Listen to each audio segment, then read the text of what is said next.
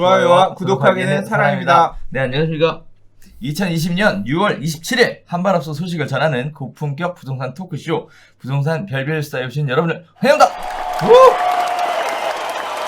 무탈하셨습니까? 안녕하셨습니까? 무탈하셨습니까? 이번 주에 건강검진을 받았는데 아, 그래요? 네, 대장 내시경 처음 받아봤거든요. 오. 죽는 줄 알았어. 왜? 죽는 줄 알았다기보다는 수면 내시경 한 거 아니에요? 근데 이제 그 전날 뭐 이렇게 비운다고 안 먹었어. 먹고 이제 아, 화장실 다니느라. 첫 네. 경험이잖아. 아, 아무튼 결과는- 다행히 위랑 대장에는 뭐 별 문제 없다고 하고 그다음에 막 신경 쓰여가지고 MRI 찍어보고 막 그랬거든요. 별 얘기는 없었는데 그건 뭐 의사 선생님이 보고 이제 이상 있으면 뭐 나중에 해주겠지. 그럼요. 뭐 네. 2주 정도 뒤에 걸린다고 했으니까 이제 그거 기다리고 있습니다. 아무튼 이번 한 주는 그게 제일 빅 이벤트였던 것 같아요. 아, 그랬구나. 네, 전화 올 거예요, 병원에서. 안 돼! 이건 진짜 무소식이 희소식이잖아요. 그렇죠. 뭐가 문제가 있으면 전화 올 거 아니야. 왜냐하면 빨리 뭐 어떻게 해보라고. 그래서 지금 맞아요. 아무 전화도 안 오기를. 그러니까 요새 또 세무 당국도 마찬가지더라고요. 세무서에서 연락 오면 문제인 그거 일단 연락 안 오면. 국세청이라고 네. 찍혀있는 네. 우편물만 날라오면 등기 왔는데요 전화 오잖아요. 네. 그러면 무슨 등기지? 보낸 데가 완전 그러면 이제 뭐 부가세 신고니 뭐 이렇게 돈을 내야 되는 걸 고지해야 될 때 오잖아요. 맞아요. 네, 그럼 뭐 아무튼 병원에서 전화 올 때도 마찬가지예요. 예. 네. 연락을 안 받았으면 좋겠는 그런 거죠. 그러니까 저는 요새 그 6.17 대책 발표된 거 나서 이제 중개업소 하시는 사장님들이 혼란이 많아요, 지금. 많죠. 그거 관련해서 이것저것 물어보고 하시는데, 이제 저도 모르는 것들이 있어서, 뭐, 질의도 넣어보고, 뭐도 하고 했는데, 뭐, 예상했던 것처럼 발표가 됐더라고요. 오늘 다룰 내용 중에 하나인데, 어떤 식으로 가겠다, 어떤 식으로 하겠다, 뭐는 예외 조항으로 두겠다. 구체적으로 하나씩 밝혀지는 내용들이 있어서, 오늘 관련된 내용 가지고, 네, 이야기 한번 진행해 보도록 하겠습니다.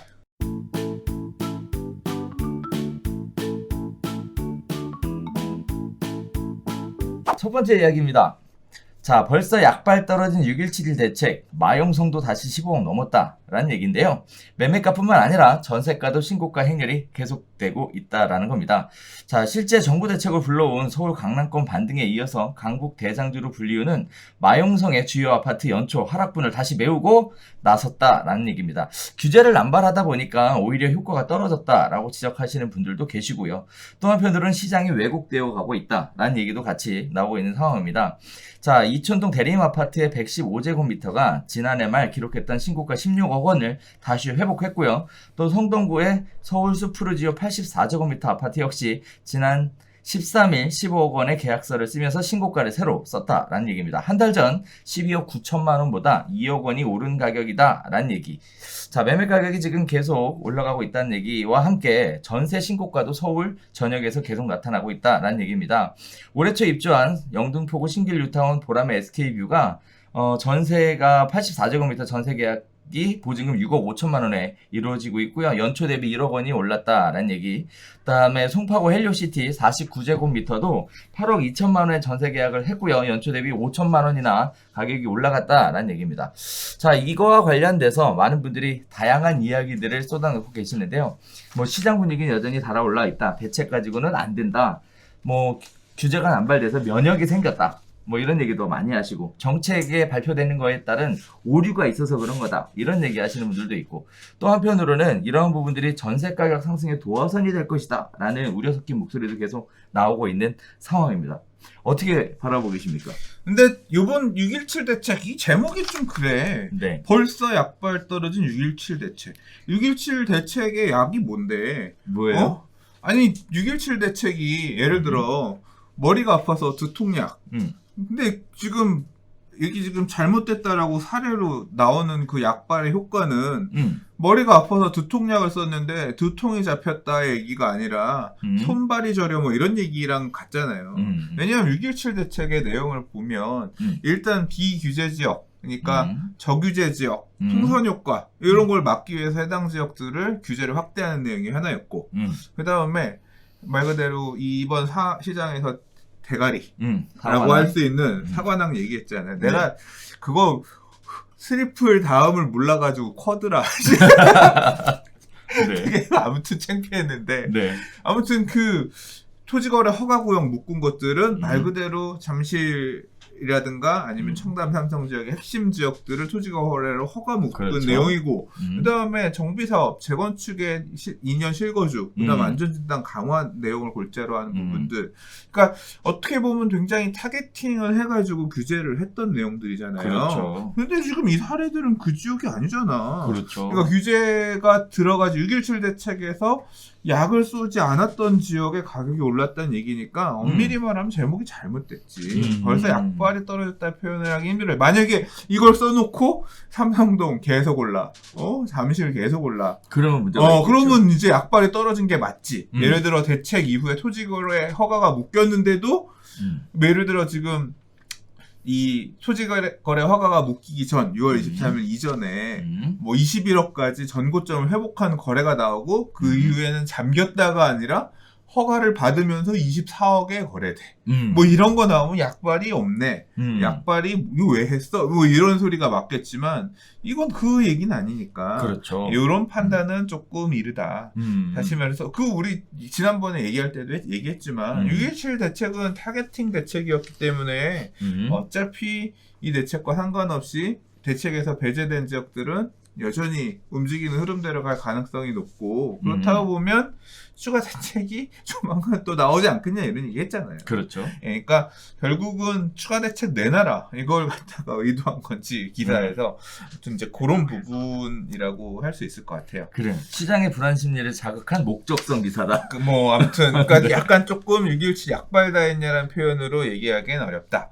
그리고 전세 가격 상승의 도화선이 될 것이다 뭐 이런 얘기하셨는데 이거는 뭐 6.17 대책 얘기 나올 때 계속 했잖아요. 그렇죠. 뭐 결국은 사지 마라. 수요는 있는데 그 수요는 있는데 사지 마라 하면 전세 수요가 늘어날 수밖에 없어요. 사실 매매 수요가 억눌리면 요번에 전세 끝나면 그냥 내 집 사야지라고 생각을 했는데 그 사람이 살 돈이 쫄리고 못 가고 그러면 그 수요가 다시 이제 전세로 돌아가게 되면 전세 수요는 계속 유지가 되는데 기존의 주택들이 팔고 움직이면 자꾸 이제 전세 가격이 올라갈 수 있는 멸실은 한편으로 서울 도심지안에서 계속 이어지고 있고 입주 물량은 줄어들고 네, 뭐 전세 가격 다양한 이유로 인해서 전세 가격 상승은 뭐 될 수밖에 없을 거다라고 얘기를 하고 있잖아요. 그러니까요. 그래서 자 일단은 이 기사에 관련돼서는 바라보는 관점을 좀 달리 봐야 한다라는 좋은 말씀해 주셨어요. 그냥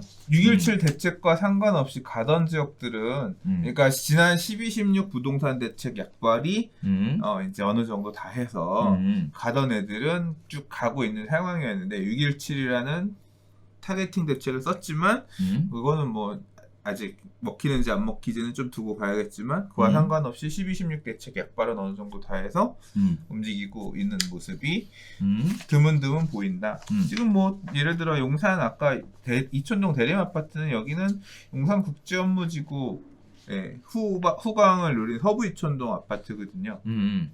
얘는 신고가 찍었다라고 얘기를 한다거나 그다음 서울숲 푸르지오 아파트 같은 경우는 이제 성동구에 어떻게 보면 대표격인 대표격? 뭐 한강 조망 나오고 이제 뭐 그런 아무튼 그 아파트라고 할 수 있는데 그 한강 보이는 물건인지 모르겠어요. 근데 이것도 아주 그냥 높은 가격에 팔렸네요. 그러니까 이게 어떻게 보면 마용성으로 대표되는 그러니까 강남권역은 아니지만 그 밑에 라인 정도에 되는 이전 텀의 대장격 아파트거든요. 그러니까 성동구에서 이제 대장격들 새 아파트들이 나오면서 이제 살짝 약간 좀 가신감이 있지만 이런 데들도 이제 쫓아가면서 높은 가격의 거래 가격이 보이고 있네요. 뭐 어쨌든 대책이 발표되고 나서 뭐 정책을 만드신 분들의 입장에서는 서울의 주택 가격이 좀 잡혔으면 좋겠다라는 생각을 하면서 만들었을 텐데 마용성이 계속 이렇게 올라간다라는 얘기들이 접하게 되면 이 지역도 토지거래 허가 구역으로 폭탄을 맞을 수 있는 가능성이 있지 않을까? 토지거래 허가 카드를 진짜 어떻게 쓸지 모르겠는데 앞으로 지금 이런 식으로 가격 불안하면 토지거래를 직접적으로 거는 형태로 해서 규제하지 않는다는 보장이 없는 상황이라. 그렇죠. 네. 그냥 누구들은 살라면 허락받고 사. 그러니까 관련된 얘기 계속 또 나눌 텐데 아무튼 가면 갈수록 시장 분위기가 무서워지는 것 같습니다. 마치 시장하고 정부의 힘겨루기가 계속되는 것 듯한 이런 모습들 보여주고 있는데, 아무튼 시장 분위기 자체는 일단 첫 번째는 이 기사 자체를 바라보실 때 이런 관점으로 바라보면 안 된다라는 좋은 말씀 주셨고요. 또 하나는 시장 분위기는 여전히 뜨거운 온도가 남아있다, 이렇게 해석하시면 될 것 같습니다. 자, 두 번째 이야기로 가볼게요. 자, 토지거래 허가제 시행 첫날 강남 집주인도 매수자도 멘붕 상태다라는 얘기입니다. 자, 정부의 6월 17일 부동산 대책으로 23일부터 토지거 허가구역으로 묶인 서울 강남구 삼성동, 대치동, 청담동, 송파구 잠실동 중개업소에는 부동산 매매 문의가 뚝 끊겼다라는 얘기입니다. 뭐 전날까지는 계속 이루어지다가 갑자기 그날 발표되고 그 다음날까지 엄청나게 바빴다가 문의가 엄청나게 바빴다가 뚝 끊겼다라는 얘기입니다. 내용은 그래요. 앞으로 1년간 이 지역에서 부동산을 구입하려면 구청의 허가를 받아야 되며, 주택을 살 경우 2년간 직접 살아 입주해야 한다라는 겁니다. 상가 같은 경우에도 직접 상업을 하는 것이 원칙이다라는 얘기가 있었습니다. 자, 이쪽에 집을 살려면 현찰로 사야 되고 2년간 입주해야 되니까 당분간 거래가 확 줄어들 것 같다라는 부동산 중개업소 사장님들의 이야기들이 계속 들려오고 있는 상황이고요. 이쪽에 집주인들은 멘붕 상태라면서 집을 사지도 팔지도 못하게 된 사람들이 전화 문의를 계속 하고 있다라는 내용입니다. 집을 팔지 못하게 된 사람 중에는 종부세를 걱정하고 있는 분도 굉장히 많고요. 또 세금 낼 목돈을 마련하기 어렵다면서 전세를 반전세로 돌리고 월세를 받아 세금을 내려는 움직임이 있다고 합니다. 자, 전세 수요자들의 걱정도 커졌다고 얘기를 해요. 주택 매매가 어렵게 되면서 전세 품귀 현상이 벌어질 것으로 예상되고 있다. 그래서 전세난이 가중될 것으로 보인다. 특히 좋은 학군과 편의시설 갖춘 잠실동 같은 경우에는 전세 품귀 현상으로 가격이 벌써 오르고 있다라는 얘기들이 나오고 있습니다. 자, 잠실동이 토지 허가구역으로 묶이면서 매매가 막히고 전세로 물려앉으려는 수요가 폭증하고 있기 때문이다라는 내용들과 함께 인근 시세들 이렇게 나오고 전세 가격 올라가고 있다는 내용들이 나오고 있는데, 자, 일단 토지거래 허가제에 관련돼서 주택 부분뿐만 아니라 상가에 대한 부분이 문의가 제일 많았대요. 이것도 과연 실입주를 해야 되냐, 실제 운영을 해야 되냐, 이런 얘기 굉장히 많이 들었었고요. 그 다음에 주택 거래는, 매매 거래는 줄고 전세 가격은 올라가고, 전세 가격이 올라가도 이 지역은 갭 투자가 불가능한 상황이라서 부동산 가격을 잡는 데 효과가 있지 않겠냐라는 얘기들도 하고 있고요. 또 발표가 된 상황이기 때문에 선의의 피해자들이 여러 나오고 있지만, 그럼에도 불구하고 바로 내용 자체를 수정할 것 같지는 않다, 당분간 지속될 것이다 라고 보는 관점도 굉장히 많으면서 시장에 굉장히 충격이 다가오고 있는 상황입니다. 부동산 중개업소 입장에서는 지금 거래가 안 돼서 엄청 힘들다고 하고요. 문의는 엄청나게 많대요. 그렇지. 근데 이게 돈 안 되는 그러니까. 거니까. 근데 어쨌든 우리 입장에서는 돈 되는 일만 하는 건 아니니까. 네. 헷갈려 하시고 어떻게 해야 되냐, 나 팔 수 있냐, 이런 부분들에 대한 얘기들을 많이 하시는데, 실제 토지 거래 허가 엄청나게 무섭게 발표가 돼서 굉장히 어려워질 것 같아요, 진짜. 네. 당분간 또 계속될 것 같은데, 이렇게 되면 이것도 전세 가격이 올라가는데 영향을 미치지 않을까요? 전세 가격 올라가는 거야. 뭐든 다 묻혀. 어쩔 수 없는. 잘 모르겠어. 임대 가격 불안은. 근데 거래가 일단 이렇게 묶였다는 게 이 경험해보지 못했던 그런 상황이죠. 아파트도 이렇게 토지거래 허가를 한다는 거는 진짜 경험해보지 못했던 그런, 그렇죠, 거래 규제잖아요. 그렇죠. 좀 당혹스럽긴 할 거고, 매도를 생각했던 분들이나 매수를 생각했던 분들은 어차피 실거주할 생각이었으니까 상관없다 할 수 있는데, 매물이 갑자기, 일단 매도자들이 아니다, 팔 수는 있겠구나, 팔 수는 있죠. 네. 매도자들도 근데 이제 아무래도 좀 실수요만 인정되는 그런 상황이니까 좀 제한적일 수밖에 없긴 하겠네요. 매도자들은 그냥 팔고, 매수자들은 가수요가 바로 입주할 사람 아니고서는 가수요가 딱 떨어져 나가니까, 그렇죠. 이제 좀 그럴 수밖에 없긴 하겠네요. 어쨌든 갭 투자 자체가 안 되는 거니까 전세 가격이 올라간다 하더라도 들어갈 수가 없잖아요. 얼마나 줄까 실제로?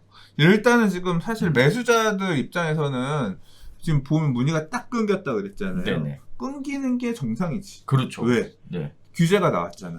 망치로 이놈 시기들 두들기려고, 여기에 수요를 억제하기 위해서 땅 두들기려고 거기만 패는 규제를 냈단 말이야. 그렇죠. 그러면 일단 봐야지. 왜? 효과가 있으면 떨어질 거 아니야. 그러면 좀 싸지면 사야지. 매도자들 니들 좀 싸게 내놓으면 그 금액에 나는 실수요니까 그때 살래. 정부가 맞춰서 알아서 이렇게 나를 위해서 규제를 내줬구나. 지금까지 그래왔죠. 그러니까 그렇게 이제 생각하고 이제 눈치를 좀 보고 있는 상황인 거잖아요.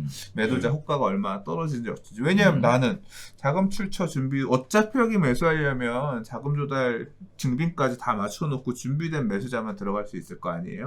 실수요자, 전세 끼고 사놓으려고 했던 가수요 경쟁자들은 사라졌어. 이놈들은 어차피 못 사. 살 수 있는 사람 나밖에 없어. 나 말고 몇 명밖에 없어. 그럼 이제 물건들이야 팔 수 있는 거니까 한번 볼게. 나는 사줄 마음이 있어. 좀 가격 좀 매력 있게 내놔봐. 라고 기다릴 텐데 이제 안 나오는 모습이 나오면 이제 누가 불안해질까? 지금 사실 매수자가 불안할 이유는 없는데 이제 매수자가 불안해질 여건은 이런 거죠. 임대인은 사실 저도 마찬가지인데 저도 이렇게 막 그렇게 두렵진 않거든요. 그러니까 보유세가 늘어나는 건 짜증나, 두려워. 아직 공포스러운 수준까지는 아니지만 이걸 아무튼 아끼고 절약해가면서 돈을 모아서 세금을 낼 준비를 계속 차곡차곡 하고 있죠. 예, 금융비용도 줄여가면서 이렇게 하고 있긴 한데 근데 한편으로 두렵지 않은 이유가 뭐냐면 올리면 세금 많이 내야 되면 세 많이 올리면 되지. 그리고 자꾸 아까도 나한테 계속 물어보지만 전세 가격이 불안하지 않을까요? 전세 가격이 불안한 우려가 있다? 언론에 맨날 하는 소리가 그거야. 네. 그리고 전세 가격이 오르지 않을까요?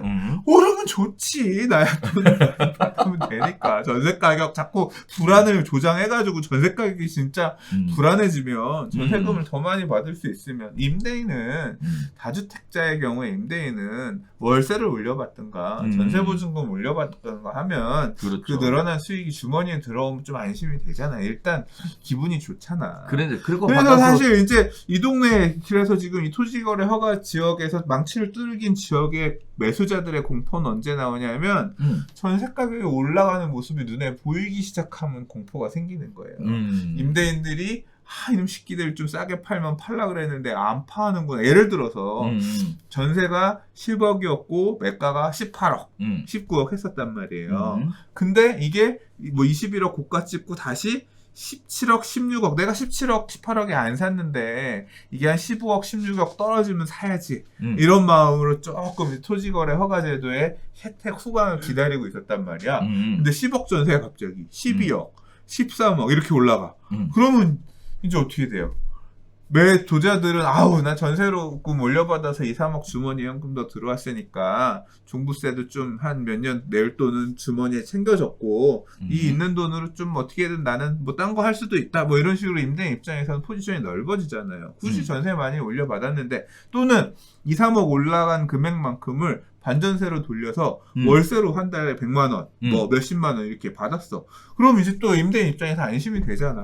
그냥 그렇죠. 지금 파느니 그냥 이렇게 뭐 또 이런 상황에 임대 가격 더 올릴 수 있다고 하니까 나중에 올리면서 좀 있어 볼래 이런 식으로 나가면 매수자 입장에서는 아이코 내가 생각했던 그림은 이게 아닌데 라고 하면 그때는 매수자가 불안해질 수도 있는 거죠. 그렇죠. 그래서 전세 가격이 불안한 게 앞으로 매 시장에 어떻게 작용할 거냐가 이제 이런 부분인데 이제 어떻게 결과가 드러날 것이냐는 좀 봐야겠죠. 지금 뭐 눈치 작전 중이니까. 눈치 작전이 이게 뭐 한두 달 안에 끝날까? 글쎄. 네, 조금 방향성 왜냐하면 저 임대 가격이 뭐 3억, 4억, 4억, 5억이 이렇게 확 튀어오르는 게 아니라 그 가격이 올라만 해도 아무래도 시간이 좀 필요하니까 내년이 사실은 어떻게 보면 이제 가장 이런 외부 충격 등에 따라서 이슈가 많을 만한 그런 해이다 보니까 내년에 이런 임대 가격 변화가 많이 영향을 주지 않을까 싶어요. 그래서 사실 뭐 12, 16 대책 나오고도 눈치 작전 엄청나게 했죠. 특히 15억 초과 대출 금지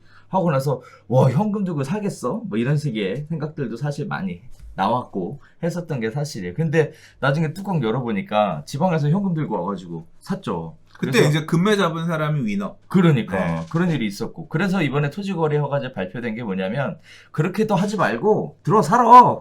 이렇게 얘기된 거잖아요. 지방의 수요를 음. 탁 차단을 해준 거지. 그러니까요. 지방과 수요를. 음. 서울 안에서도 그런 경우들이 있었거든요. 목동 집 팔고 들고 있던 분들이 잠시나 강남권, 그 실제 부동산 중개업 사장님들이 얘기해 주셨던 거잖아요. 별별사에서 그렇게 넘어오시려는 분들이 있어요. 전세 껴놓고 일단 좀 사놓고 나중에 그런 수요도 이제 차단. 그러니까. 들어와서 당장 와서 거주할 사람 아니면 못 사는 걸로. 그래서 이게 나왔던 게 뭐냐면 당장이면 소유자가 살고 있는 집을 팔 때만 들어가서 살 수 있는 거냐라는 얘기가 상당히 많았었거든요. 그 얘기는 이따가 다시 네? 나눠보는 걸로 하겠습니다. 자, 세 번째 이야기로 가볼게요. 22번째 부동산 대책 벌써 얘기가 나오고 있습니다. 이번에 22번째 대책에 대해서는 세제 개편에 대한 얘기들이 나오고 있는데요. 소득세, 양도세, 보유세 관련된 부분입니다. 자, 일단 첫 번째는요. 전세값, 집값 과열 주범으로 꼽힌 갭 투자를 막기 위해서 2주택자 전세 보증금에 대해 과세하는 방안을 추진하겠다라는 내용들이 나오고 있어요. 전세로 주고 있는 거에 대해서는 사실 세부담이 그동안 없었죠. 3주택자부터만 전세에 대해서 간주 임대료라는 걸 청구를 했었는데, 과세를 했었는데, 이제는 2주택자부터 바꾸겠다라는 내용들이 나오면서, 실거주자 위주로 부동산 세제를 개편해서 집값 과열을 부추기는 다주택자나 갭 투자자의 세액 부담을 늘릴 계획이다라는 내용들이 발표가 됐습니다. 지금 계속 논의 중인 것으로 얘기가 나오고 있어요. 자, 6.17 대책에서 갭 투자를 막기 위해 전세 대출을 강화했지만 현금 부자를 막을 수 없다라는 한계점이 지속적으로 제기됨에 따라서 전세보증금 과세 대상을 확대하면 현금 부자도 피해 나갈 수 없다라는 내용의 취지로 지금 추진되고 있는 것으로 알려지고 있습니다. 전세보증금에 대해서 소득세가 과세가 되면 그간 소득이 없었던 다주택자, 주부 등의 건강보험료 부담까지 추가로 늘어날 수 있어서 굉장히 영향력이 커질 것이다. 파급력이 커질 거다. 이런 얘기들이 나오고 있는 상황입니다. 또 한편으로 들린 얘기는 이런 부분들이 정부에서 재정 지출을 메꾸기 위한 수단으로도 강력하게 추진될 것이다 라는 얘기들도 들려나가고 있습니다. 자, 두 번째 또 무슨 얘기가 있냐면 양도세 부과할 때 실거주 요건을 강화하겠다라는 얘기예요. 지금 현재 장특공제에 관련돼서는 2년 거주를 한 것과 2년 거주를 안 한 것에 대한 차이가 있었는데요. 2년 거주를 하게 되면 80%까지 공제를 받을 수 있었죠. 자, 거기에 따라서 다주택자는 15년을 보유하면 최대 30% 공제까지 가능했는데 이 부분에 대해서도 손질을 좀 하겠다라는 얘기가 지금 나오고 있습니다. 보유세 관련된 얘기도 나오고 있는데요. 공시가격을 단계적으로 올려서 보유세, 재산세, 종부세 부담을 더 높이겠다. 대신 서민 실수요자의 피해를 줄이기 위해서 공시가격 9억 미만의 중저가 주택 보유자에게는 세부담을 낮추는 방안을 추진하겠다. 공시가격을 장기적으로 실거래 가격의 약 90% 수준으로 끌어올리겠다라는 얘기들이 나오고 있습니다. 크게 이제 세 가지 얘기들이 나오고 있는데요. 일단은 시장에 가장 충격적으로 다가올 것은 다주택자 임대 보증금에 대한 간주 임대료 과세하겠다라는 얘기, 전세 보증금에 대해서. 두 번째는 양도세에 대해서 실거주 요건을 좀 더 강화하는 얘기. 그다음에 세 번째는 보유세 인상하는 얘기. 자, 이런 얘기들이 계속 나오고 있는데 이처럼 다주택자에게 세부담을 늘리게 되면 그동안에 있어왔던 얘기가 세입자에게 과세에 대한 부담을 전가하는 거 아니냐라는 얘기가 끊임없이 나왔음에도 불구하고 지금 정부에서 세제 개편 관련된 부분을 계속 손을 대려고 지금 추진하고 있는 이런 모습들을 보여주고 있는데, 사실 이렇게 하게 되면 그동안 갭 투자로 해서 투자를 많이 하셨던 분들 입장에서는 굉장히 부담이 많이 되겠어요. 네, 그죠? 왜? 끔찍하죠? 아니 사실 이제 좀 그런가 보다 해요. 아, 그래요? 예, 결국은 지금 이게 22번째 대책에는 또 이제 세금을 건드려서 세금을 더 늘리겠다는 건데 뭐 이렇게 또 조금 한번 하고 그래도 안 잡히면 또 세금 늘리고 계속 아무튼 세금 하겠다는 얘기인 거잖아요. 그렇죠. 예, 뭐 한번 하는 거죠. 뭐 어쩌라고. 결국 그래서 나한테 얼마나 이 세금 증가분이 충격적으로 와 닿을 수 있을 거냐, 닿을 거냐잖아요. 다주택자들은 이게 지금 양도소득세도 면세 부분을 되게 계속 줄인다는 거고, 결국 양도소득세 비과세 부분도 자꾸 너무 까다롭게 쉽게 못하겠다라고 하는 거고, 자꾸 이 거래는 축소가 되게끔 음. 거래가 원활하게 되지 않게끔 이제 이런 부분들이 강화되는 그런 모양새인 것 같아요. 이 매수 입장에서 서울 안에 여러 채를 막 사는 것에 대한 매력은 이미 많이 줄지 않았나? 그래서 사실 나는 지금 서울에서 지금도 더 다주택을 하겠다고 더 사겠다고 이렇게 얼마나 사람들이 움직이고 있는지는 모르겠는데 그렇게 막 서울 안에 더 살려고 막 이제 그런 평가도 있기는 해요. 이게 요번에 규제 지역이 다 동등하게 이제 수도권으로 퍼지니까 동일한 규제 안에서는 차라리 서울이 그럼 낫지 않냐라고 하면서 다시 이제 갔던 게 돈을 뭉쳐 서울로 들어올 만한 그런 상황이 생기지 않겠냐. 이제 이런 걸 우려하는 분이 있는데 그런 입장에서 보면 만약에 진짜 수요 흐름이 그렇게 다시 서울로 해서 수도권의 풍선 효과를 머금고 짤짤이에서 번 돈을 뭉쳐가지고 서울로 다시 오는 수요가 있다고 하면 그걸 막는 데는 서울 안에 주택을 여러 개 가질 때 부담 뭐 이런 부분들이 역할을 하리라고 생각하는데요. 근데 기존에 있는 사람들이 결국 기존에 있는 서울의 다주택자들이 털고 나가라는 측면에서 자꾸 이제 세부담을 계속 늘리는 부분도 있잖아요. 근데 서울에 있는 다주택자들이 팔고 나가기에는 지금은 좀 힘든 상황 아닌가? 너무 양도세 중과나 이런 부분들이 커서. 크죠. 예. 그래서 그렇다고 해서 막 지금 당장 이걸 이렇게 높인다고 해서 매물들이 출회가 돼서 나가기는 쉽지 않지 않을까 생각이 되고요. 어떻게든 조세 피해를 하기 위해서 세입자에 대한 조세 전가, 결국 임대료 쪽으로 좀 녹여내거나 다른 방향을 생각하려고 계속 노력을 할 것 같아요. 그렇죠. 시장은 그렇게 움직일 당분간은 그렇게 될 것 같고 우리나라 부동산 정책의 약점이 그거거든요. 제가 처음 부동산 공부를 할 때 2000년대 초반에 그랬어요. 우리나라 부동산 정책은 줏대가 없다.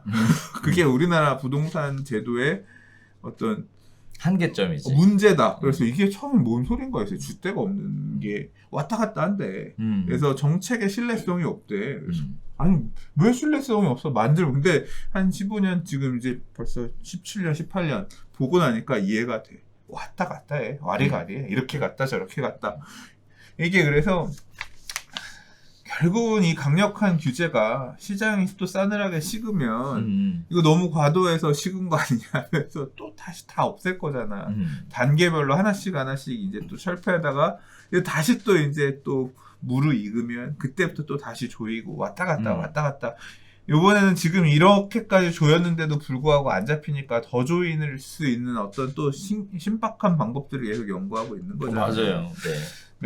매도자들 이런 시장을 오랫동안 봐왔던 우리나라 부동산 정책은 줏대가 없다라는 것을 경험해봤던 오랜 부동산 투자자들은 매도 타이밍을 그렇게 다시 풀리는 내가 최대한 납부를 덜 해도 되는 어떤 세금을 납부도 덜 해는 되는 시점에 양도를 하고 그러니까 양도세를 적게 내고 거래 비용을 적게 해서 팔고 뭔가 이제 그 시점 가서 다시 자산 어떤 리셋 네, 이렇게 하려고 할 거란 말이에요.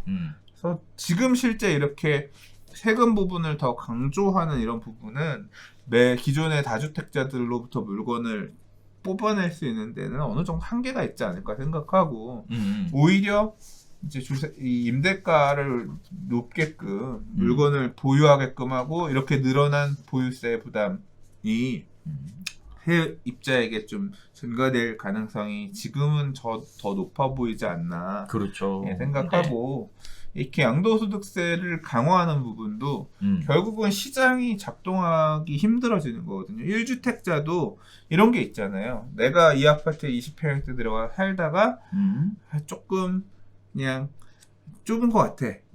조금 가격이 오르긴 했는데 요 정도 선이면 그냥 30평대를 나 갈아탈래. 이게 그 안에서도 이제 갈아타는 교체 수요가 1주택자의 물건에서도 있는데 이게 딱딱 맞아야만 이제 갈아탈 수 있는 거잖아요. 그렇죠. 예. 이게 세금이라고 하는 게 일단 기본적으로 거래세 취득세도 있고 이거저거 뭐 채권 할인료도 내야 되고 중개 수수료도 있고 부동산 거래 비용이 적지 않은 금액이란 말이에요. 근데 거기에다 이제 많진 않지만 양도소득세라고 하는 게 만약에 발생하면 내면 내 것만 오른 게 아니라 다른 물건도 올라 있잖아. 그래서 사실 가격이 올랐다는 얘기는 양도세까지 내고 갈아타려면 내가 2년 전에 매수할 때 시점보다 2년 후에 갈아타려면 거래 비용이 차라리 그때 이걸 샀으면 훨씬 더 적게 저렴하게 들어가는 효과가 있거든요. 이제 그런 비용 등등이 포함이 돼가지고 갈아타기가 힘들어지거든요. 힘들어지죠. 예, 근데 자꾸 이런 부분들이 계속 더해서 거래가 원활하게 돌아가지 않게끔 된다는 얘기는 시장의 매물들, 1주택자의 매물들도 줄어들게 하는 그런 효과가 되면서 결국 지금 서울 안에 매물이 막 넘쳐나고 이런 상황이라고 하면 별로 문제가 없겠지만 그나마도 지금 뭐 중저가 주택들이라든가 이런 시장 안에 있는 매물들이 재고주택 매물들이 더 줄어들게 되는 이제 그런 허들이 될 거다. 더 줄어들게 되는 원인이 될 거라고 생각하지만 그러나 현재의 어떤 부동산 정책의 키들은 그런 것 같아요. 이게 그러니까 어떻게 보면 감론 언론처럼 이 지금 해외 사례들 이런 것들도 모니터링 해가지고 자꾸 이제 이런 부분을 넣는 것 같은데 부동산을 너무 이게 면세가 되는 부분들이 있으니까 이놈들이 부동산을 사서 차익 남기는 걸 너무 쉽게 생각하는 거 아니냐. 좀 자꾸 허들을 높여야 된다. 이런 부분들이 왜냐면 안 잡히니까 이게 너무 풀려 있어서 그런 거 아닌가. 설득력. 그러니까 요것도 한번 약 치료제 써볼까 하면서 자꾸 다른 거 갖다 꽂는 그런 과정 속에 있지 않나 싶어요. 자, 또 한편으로는 증여 관련된 부분도 이제 실질적으로 전세보증금 과세를 얼마나 어떻게 영향을 미칠까를 봐야 되겠는데 이런 부분들이 증여 전략으로도 영향이 미칠 것 같아서 아무튼 좀 봐야 될 것 같아요. 자, 아무튼 그렇습니다. 네, 아무튼 뭐 이런 부분들 때문에 세입자에게 과세가 전가돼서 전가될 것이라는 예상을 하고 추진하시는 것이기를. 네. 그러니까 다음 수순은 역시 그래서 임대차 관련된 임대차 3법이네요. 그렇죠. 네, 그게 이제 다음 아직 이제 입법이 되진 않았지만 이번 국회에서 한다고 첫머리에 나왔던 내용이고 이제 가장 큰 시장에 영향을 끼칠 만한 개인적으로 얘기 나오고 있는 거는 임대차 3법 관련돼서 지금 통과가 되면 뭐 전세 신고해야 되잖아요. 근데 관련돼서 전세 아들이 결혼하는데 이제는 전세금을 못 보태주는 이런 일도 발생을 그렇죠. 이제 월세 시대가 가속화되는 거. 이제까지는 알게 모르게 이제 그냥 전세금 보증금 좀 대주고 이런 게 있었는데 앞으로는 전세 신고할 때 전세 자금로 자금 출처 전세금 이거 어디서 나서 했어? 그러면 엄마가 줬어요 증여세. 그렇죠. 그러면 이제 그 돈도 못 주는 거지. 맞아. 그러니까 이 부의 흐름이 차단되면서 공정한 사회가 되네. 그리고 그 부의 흐름을 딱 커트하고 증여세 내놔. 이 돈 어디서 나셨어요? 이제 이렇게 점차 자금 이게 이제 선진국가가 되는 거지. 자, 그런 얘기들도 계속 흘러나오고 있습니다. 시장에 굵직굵직한 이슈들이 있어서 이 부분도 어떻게 적용이 될지 지켜봐야 될 부분인 것 같습니다. 얘기하니까 나도 애들 어릴 때부터 빨리 증여세 내고 증여해놔야겠다. 이게 증여 최대한 받을 수 있는 거 이거 돈 생기면 진짜 이거부터 해야겠다.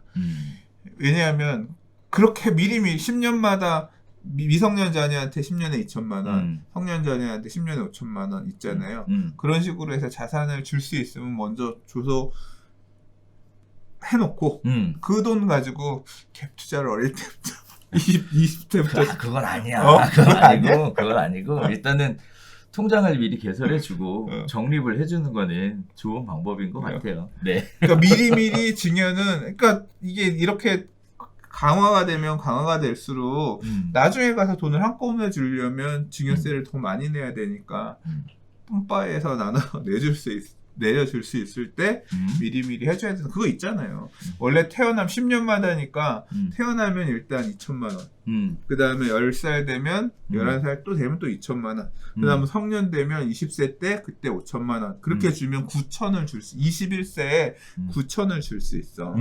그렇게 해서 주고 그 다음에 이제 그 다음부터는 일단 1억에 뭐 10% 1억 초과 이런 거 있잖아요. 그렇죠. 그거 필요해서 또 그렇게 주고 그러면 대략 한 1억 정도를 밀어서 줄 수. 그럼 그 돈을 들고 시작한다라고 하면 임대보증금이든 아니면 1억짜리 또는 2억짜리 나중에 갭 투자를 하든 뭘 하든 20대 때 미래는 이게 물가 상승에 대비해서 부동산 가격이 올라간다라고 생각을 하면 아무래도 훨씬 더 진입하기 좋다. 그래서 그런 거를 미리미리 해둬야 된다. 이런 얘기가 있어요.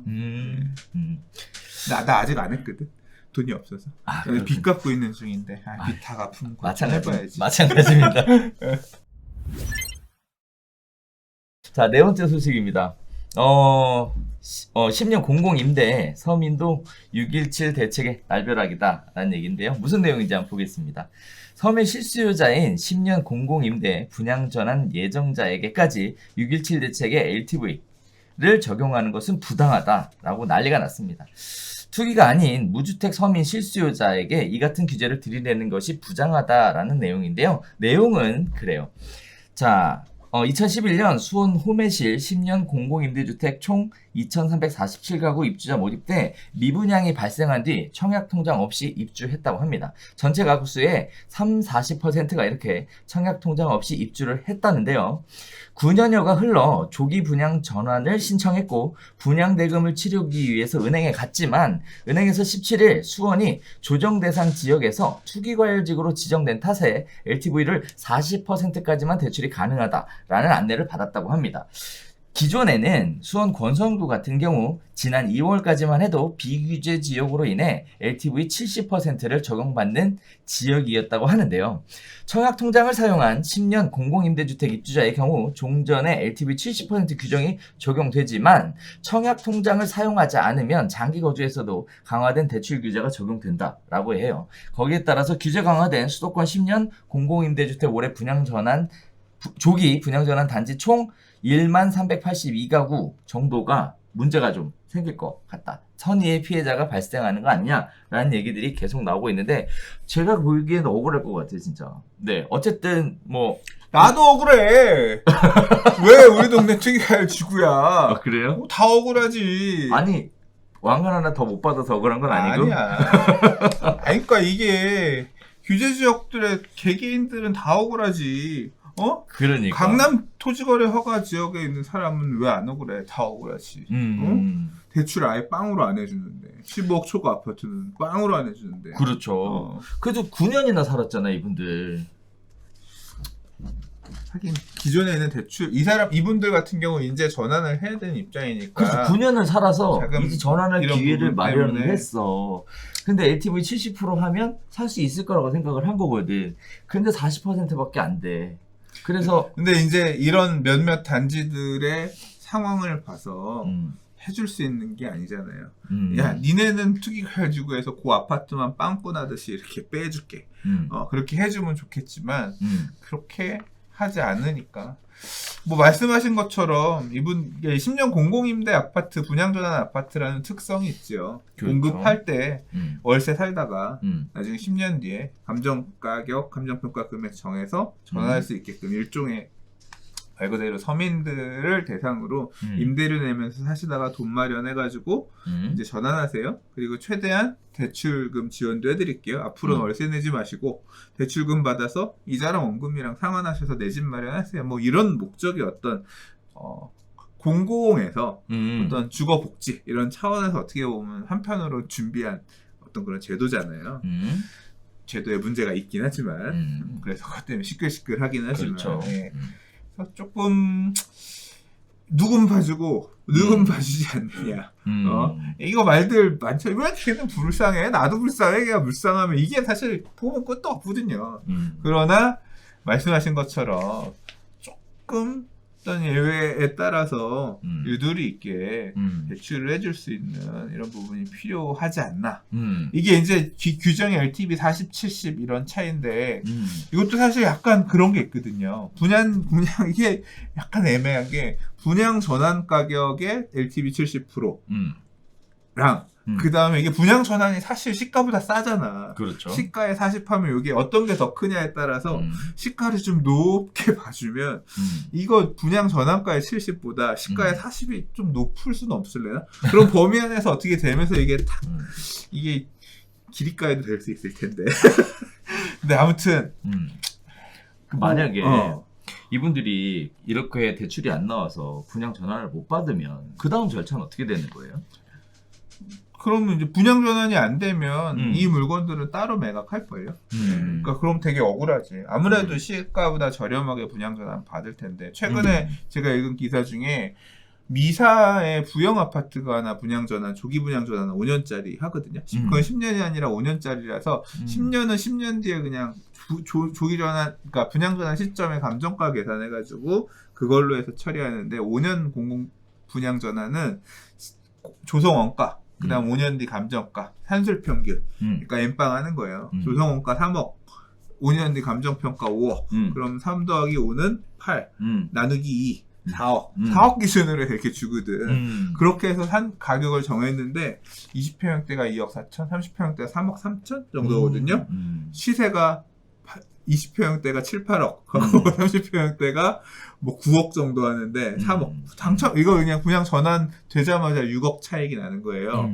그런 사례도 있어. 여기도 그 정도까지는 아니지만 차익이 좀 있긴 하지 않겠나 싶긴 한데 그러나 아무튼 이렇게 딱 전환받아가지고 팔면 그래도 피 조금 있을 텐데 안타깝죠? 그러니까 억울한 거죠. 네, 그죠? 10년, 9년을 이렇게 5년에서 9년 사이를 이렇게 사셨는데 조금 해주면 좋겠다. 네, 싶네요. 그렇습니다. 네, 선의의 피해자가 발생하지 않았으면 좋겠다라는 의견이 있었습니다. 자, 그러니까 왜냐하면 이게 공공주택에서 또 이제 그런 걸로 받으신 분들, 월세 내다가 바뀌시는 분들이니까 조금 유두리가 약간 있으면 좋겠다. 뭐 요번에 그런 거 있었잖아요. 분양권 같은 경우도 있었잖아.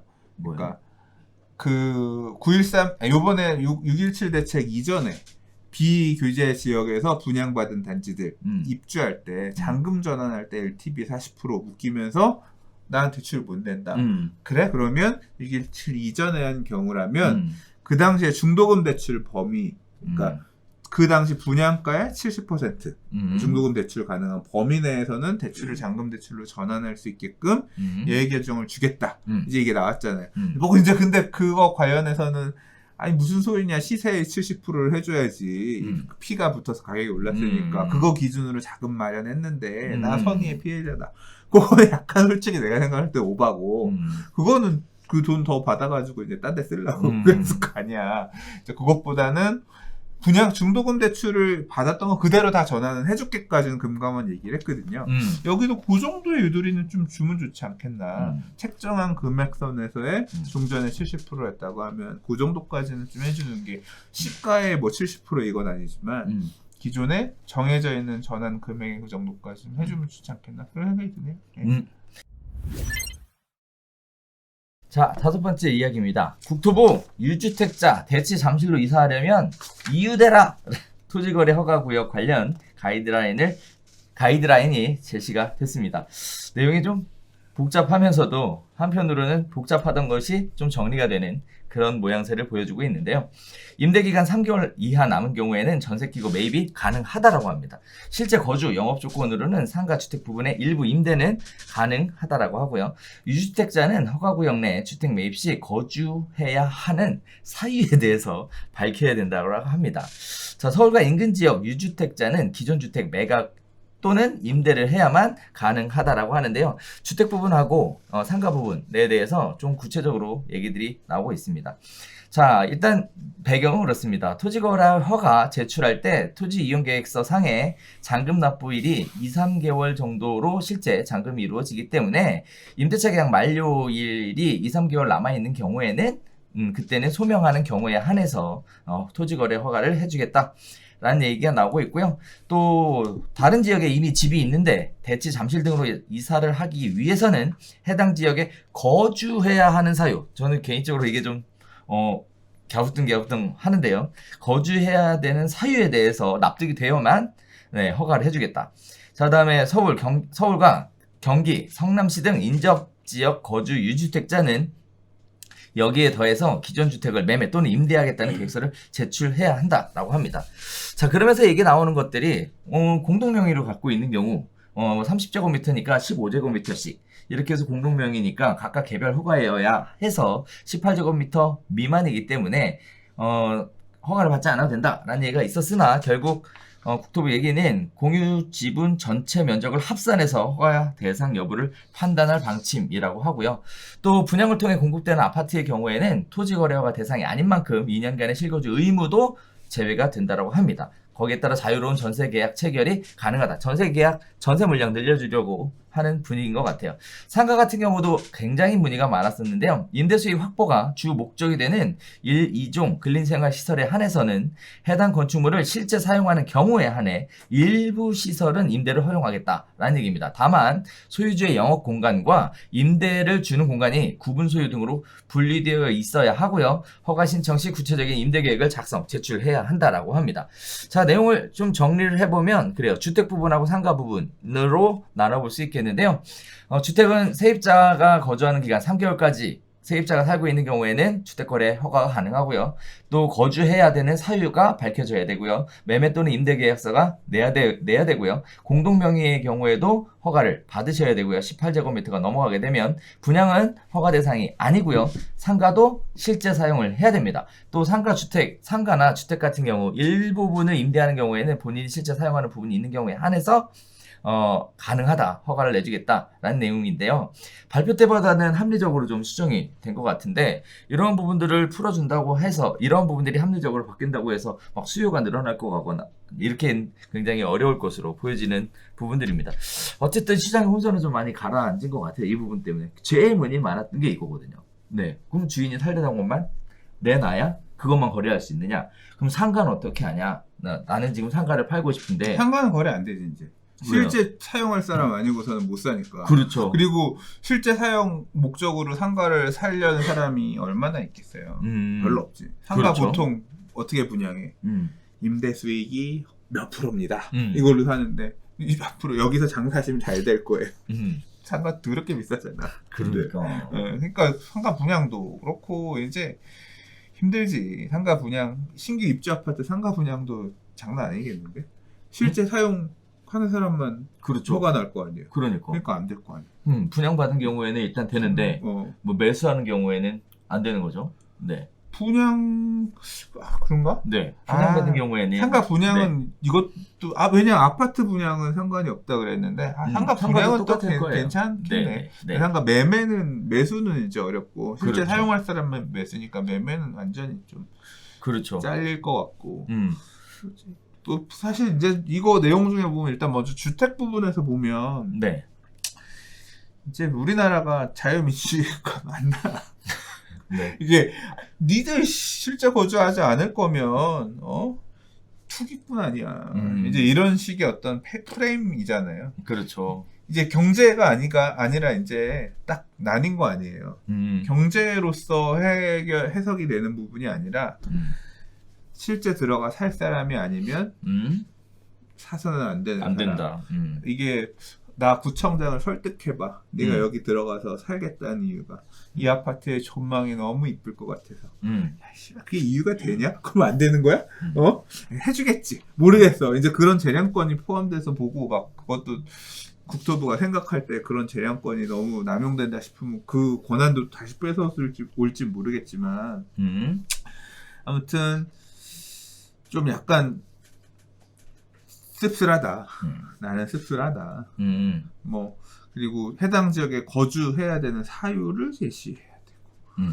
뭐 이제 지금 기존에 임차인이 있는 경우는 세입자가 만료되면 나갈 거고 만료되면 그때 맞춰서 내가 들어갈 거니까 실거주할 거니까 그런 조건 정도만 해서 이제 토지거래 허가 주겠다는 거고. 그다음 기존에 유주택자가 들어올 경우에는 기존 주택을 매매 또는 임대하겠다는 계획서. 이거 임대해도 돼요? 뭐 그렇게 나오네요. 그래요? 그러면 기존 유주택자가 허가만 나오면 기존에 있는 집은 내가 분당에 집 사놓고 여기 들어와서 실제 거주할게요. 그렇게 되면 된다는 얘기야? 그렇지. 그런데 이제 문제가 거주해야 하는 사유가 납득이 돼야 한다는 거예요. 몰라. 아무튼 이게 제가 가혹행한 게 이 부분이에요. 과거에 서울에서 이제 재정비 촉진지구내 재개발에서 토지거래 허가 때는 이게 기존 주택은 임대하겠다가 아니라 기존 주택 무조건 매매였잖아요. 이게 임대까지 열려 있으면 조금 유두리가 있는 거지. 난 다주택인데 나 집이 10개야. 근데 이 잠실에 있는 이 아파트에 실거주하면서 기존 집들은 세놓고 올게. 뭐 이런 것도 허가가 만약에 나온다고 하면 이건 토지거래 허가가 약간 되게 유두리가 있는 건데. 요거는 조금 한번 확인해 봤으면 좋겠어요. 일단 기사는 이렇게 나왔고요. 네. 일단 거주해야 되는 사유. 이게 문제야. 아니 거주해야 되는 사유야. 이거는 어느 정도 봐주지. 나는 잠실에서. 네. 아니 왜냐면 실거주 할 거잖아. 응. 거주하고 왜? 거주 의무 기간만 채우면 되잖아. 왜? 한 2년인가 그랬던 것 같은데. 왜 거주해야 되는데? 네? 잠실에 왜 거주해야 되는데? 아, 난 직장이 여기서 가까워요라든가. 안 돼! 아이 그거는 그렇게 그거는 노동당이야? 아니 이미 당의 허락을 받아서 이미 당의 허락을 받아야 되는데 평양에 무슨 소리야. 살고 싶어요. 뭐 그거야? 에이 그 정도까지는 구청장이 안 하겠지. 그럴까? 네, 그 정도까지 안 하겠지. 옛날에는 그래서 이런 거 많았거든요. 실거주 하겠다고 해놓고 실제 샀어. 그리고 나서 실거주를 안 하는 거지. 주민등록 다 옮겨놓고 전수조사도 하고 했으니까. 네. 그래서 집은 비어져 있는 거고 가재도구 좀 갖다 놓고 실거주 하는 것처럼 꾸며놓고 이렇게 하고 때웠거든요. 이제 지금 그거 다 털 수 있어. 그러니까. 왜냐하면 저 기지국 전화 그 동네 거기 사셨으면 기지국 이용 내역 떼갖고 오세요. 그러면 이거 주파수 왔다 갔다 한 거 거기 기지국 썼는지 안 나오잖아. 봤는데 이놈이 여기서 안 살고 딴 데 가서 계속 살았어. 넌 인정 못한다. 무서워. 그럼 과태료 30% 이거 다 때리고 할 수 있어요. 토지 금액의 30% 장난 아닙니다 이거. 네, 징역.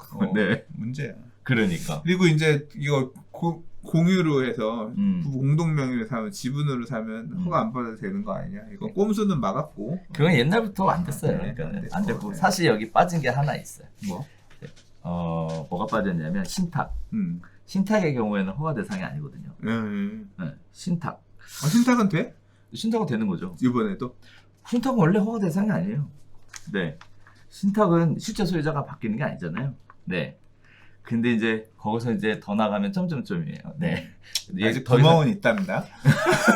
더 이상 얘기하면 안 되겠고, 네. 아무튼 신탁에 대한 부분은 여기가 빠졌는데 이렇게 어쨌든 토지거래와 관련해서 다들 이제 머리들은 쓰는 것 같아요. 뭐 부부 공동명의면은 쪼개갖고 해도 괜찮아. 옛날 이렇게 태엽 돌린 옛날 생각이 막 나게 하는 그런 부분인 것 같은데.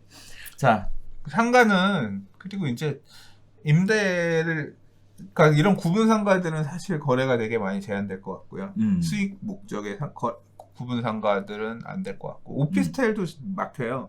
오피스텔도 보면 실제 사용할 거 아니면 대지 기준으로 해서 뭐 소형 오피스텔들은 상관없을 것 같은데 왜냐하면 토지 20제곱미터 이하 지분 깔고 있는 오피스텔들이 많아서 그런 것들은 별로 그러니까 허가 왜냐하면 오피스텔 대지집 뭐 한 평, 두 평 이렇잖아. 그러니까 20제곱미터 미만이야 보통. 그래서 오피스텔 그런 임대 목적의 오피스텔들은 어지간히 문제가 안 될 것 같은데 좀 큰 애들 이런 애들은 실제 사용하지 않으면 안 된다 이런 게 있고 상가 같은 경우도 그렇다. 근데 상가도 대지지분 따져가지고 그렇게 생각해 보니까 대지지분이 20제곱미터 미만인 애들은 그냥 임대 목적으로 사고 팔고 가능한 거 아니에요?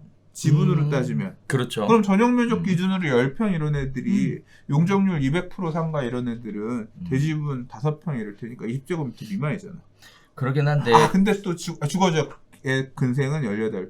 18제곱미터인가 그럴걸? 이건 내용 확인해 봐야 되는데. 아니 상가는 상업지역이 200, 이게 180, 200이 주거지역인가요? 180이 주거지역이고 상업지역이 200인가 그러고 이게 무슨 토지의 분할 최소 단위 뭐 그런 거예요. 맞아요, 그거 맞아요. 기준으로 10분의 1 기준이니까 얼추 빠져나갈 수 있는 면적대들은 있을 거예요. 그렇죠. 그래서 그런 애들은 또 사고 팔고 할 수 있겠네요. 그래서 이제 생각해보니까. 네. 그래서 이제 이게 나오는 게 옛날에도 이렇게 토지 허가구역으로 묶였을 때 이 지분 미만 내 것들이 반사이익을 받거든요. 희소가치. 희소가치 때문에. 그래서 똑같은 빌라라도 18제곱미터 안 되는 빌라는 가격이 계속 올라가고. 근데 그게 약간 좀 차이가 있는 게 그 당시에는 재정비 촉진지구 재개발이라 그렇죠. 끝나고 30평형대 아파트가 된다라고 하는 그건 동일했잖아. 그렇죠. 그러니까 이 구역 안에 대지지분 6평짜리를 사든 대지지분 30평짜리를 사든 보통 20평형대 또는 30평형대 아파트 하나의 분양 자격이 돼. 그러니까 그런 피개념으로 계산을 해서 그렇게 갔지만 이런 거는 지금 여기 나오는 아파트나 상가는 그런 건 아니잖아. 소형 오피스텔의 투자 가치나 대형 오피스텔의 투자 가치는 다를 거고 상가도 전용 면적 10평짜리 상가랑 뭐 전용 면적 6평짜리 상가랑 전용 면적 30평짜리 상가랑은 또 가치가 다를 테니까 1층하고 또 고층 또 다르고 그래서 뭐 그렇게 희소 가치로 움직이거나 상가는 또 아닐 것 같아요. 아파트도 예, 그럼 분양 20평형대 30평형대 가는 게 아니라 어차피 지금 토지거래 허가에서 풀려서 희소 가치라고 볼 수 있는 애들이 지금 뭐 예를 들어 엘스나 리센치에 있는 10평형대 소형평형 아파트들 이런 애들은 풀려서 뭐 희소 가치가 있네. 근데 걔는 어차피 애초에 목적 자체가 방 하나, 방 두 개, 거실 하나 이런 조그만 주택이기 때문에 지금 대중적으로 소비되는 어떤 입주 가능한 그런 아파트랑 약간 차이가 있어서 조금 다르게 봐야 되지 않을까 싶어요. 그리고 이제 이게 실제 거주를 해야 되는 상가가 실제 사용을 해야 되는 부분이 생기면 나는 이제 요새 신축들 많이 하잖아요. 근데 이런 부분에서 약간 문제가 될 것 같아요. 어느 정도까지 유두리를 두고 줄지. 나 이거 땅 사서 건물 지으려고 그래. 왜 사는데요? 세우려고? 거주는 실제 사용은 안 하세요? 안 되는데요. 그러면 이제 그러면 위에 5층에 한 칸에 놓고 내가 직접 쓸게요. 뭐 이제 이런 거 해야지 해주는. 그렇죠. 이제, 해야죠. 그런 게 이제 좀 붙겠죠. 구분을 해서 실제 사용자가 사용하는 부분이 있어야 그리고 허가가 나온다는 그런 얘기죠. 근데 나는 아무튼 기본적으로 이렇게 국가가 이건 직접적으로 개입해서 관여하는 거잖아요. 그렇죠. 지구 흔드는 거 아니야. 써 하는 거니까. 야, 이렇게까지 해야 되나? 이게 앞으로 계속 확대될 텐데. 박정희 때도 이렇게는 안 했을 텐데. 난 어떤 측면에서 보면 그때보다 지금이 더 심한 것 같아. 그때도 봐봐. 그때가 처음 난 계속 요새 그런 생각이 드는 거야. 그때도 박정희 대통령이 독재를 했다고 하지만 그 독재를 지지하는 일정의 국민들은 있었어. 국민의 민의가 일정 부분 있는 거야. 나머지가 난 이거 같아서 못 해먹겠다 그렇게 생각했죠. 지금도 보면 지지하는 일부 계층들이 있고 그거에 따라서 이런 강력한 정책들이 갈 수 있는 거잖아. 근데 그걸 동의하지 못하는 다수의 국민들도 많이 있어. 그렇게 따지면 그때나 지금이 다 어떻게 보면 그때보다 지금이 더 심한데. 그럴 수도 있죠. 네. 근데 제가 요새 느끼는 건 뭐냐면 그동안의 시장에 대해서 여러 가지 부정적인 의견을 놓으셨던 많은 분들이 계시는데 이제 그런 분들은 도대체 어떻게 반응이 돌아갈까 궁금해서 들어가서 댓글을 보니까 굉장히 많은 분들이 자포자기한 심정이시더라고요. 이번 대책 발표되고 나서 그런 부분들 보면서 사실은 왜 내가 걱정을 같이 하고 있는지 모르겠는데 네, 그런 부분들이 저는 있었어요. 나는 이렇게 자율성이 침해되는 부분이 이게 이제 결국은 큰 대의 아니에요. 부동산 가격 안정이라는 공익, 집값 안정이라는 공익을 위해서 이제 개인들의 재산권 침해, 사익은 공익의 집값 안정이라는 공익이 재산권 침해라는 사익보다 크다라는 판단하에서 밀어붙이는 거잖아요. 실제로 한 말이잖아. 근데 계속 불편한 거지. 어디까지 이걸 밀고 올 거냐. 자유민주주의 국가인데. 그 헌법에 항상 그 얘기 나오는 게 그거 있어요. 토지 공개념 얘기 나오거든. 이제 거기까지만. 계속 불편해. 아무튼 마음에 들지 않아. 저는 마음에 들지 않아. 거기까지만. 네. 오케이. 자, 6번째입니다. 규제들이 이렇게 나오고 나니까 지금 규제 피해 살 길 찾는 사람들의 이야기들이 나오고 있는데요.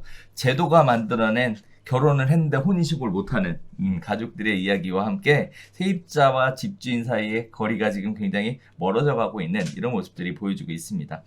자, 특히 두 가지 측면에서 볼 텐데요. 일단 하나는 법인사업자 관련된 부분이고요. 두 번째는 무주택자나 1주택자 관련된 두 가지 측면에서 좀 보도록 하겠습니다. 자, 일단 법인 관련돼서 여러 가지 대책들로 막았죠. 네, 그런데 25일 경기도 안산, 충청북도 청주, 인천 송도 인근의 부동산 업계에 따르면 6.17 대책으로 큰 타격을 입게 될 것으로 예상되면서 대거 매물을 내놓을 것으로 전망이 되었던 법인 투자자들이 예상외로 시장에 급매물을 내놓지 않고 있다고 합니다. 그래서 왜 그런가 봤더니 자, 일단 첫 번째는요. 가장 큰 충격을 줬던 종합부동산세 강화에 대해서 일단 지켜보자. 쉽지 않을 것이다. 이런 얘기들이 나오고 있다고 합니다. 그 예로 이런 얘기들이 나와요. 한 법인 투자자는 당장 임대주택 사업을 대규모로 하는 부영 같은 경우에 종합부동산세 폭탄을 안겨줄 수 있을 것. 이런 걸 생각해보면 쉽지 않을 것이다. 이런 얘기들을 합니다. 하물며 작은 임대사업자들에게만 종합부동산 세율을 강화할 수도 없지 않겠느냐라는 얘기하면서 괜찮다? 이런 얘기들을 하고 있고요. 또 두 번째입니다. 저축은행 등 금융권에서 법인 투자자를 대상으로 한 새로운 대출 상품을 모색하고 있다는 점이 굉장히 눈길을 끌고 있습니다. 법인 투자자들은 1금융권은 아니더라도 저축은행 등지에서 부동산 매매 법인의 주식을 담보로 대출 하는 상품을 개발하겠다라는 얘기가 실제 현장에서 추진되고 있다라고 얘기를 해요.